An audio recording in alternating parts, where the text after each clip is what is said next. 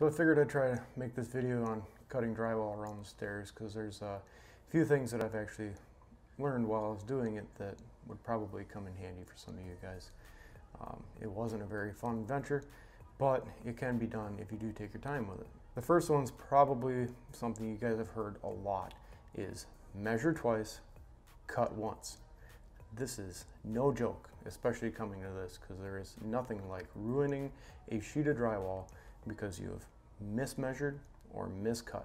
There was a lot of times where I would set the drywall in next to the stairs and I would be a ½ inch off of one and right on the others, and I had to trim away the other ones to get that one fit, and then in turn would make another one off.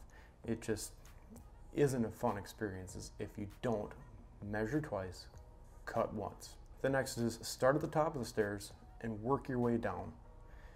Just like all other drywall, you want to start at the top and work your way down to the floor. The stairs is the same thing. You're going to run into problems if you work your way up and not down. So how do you cut the drywall?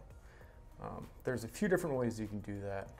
A utility knife is not going to be the way you're going to want to cut around the stairs. You can't snap it off, you can't score it. So the two options that I had was actually, one, if you're going to do rounded cuts around the nose of the steps, jigsaw. It is way nicer than trying to hack it out with a drywall saw. You can make a nice rounded cut, works out great. The second is the oscillating tool or multi-tool. You can plunge cut, you can do straight lines, you can cut the whole thing with this, and it's actually pretty quick and it leaves a very nice clean cut line on your drywall. If you're doing square nosed, which I actually found out wasn't too bad an idea since we're carpeting the stairs.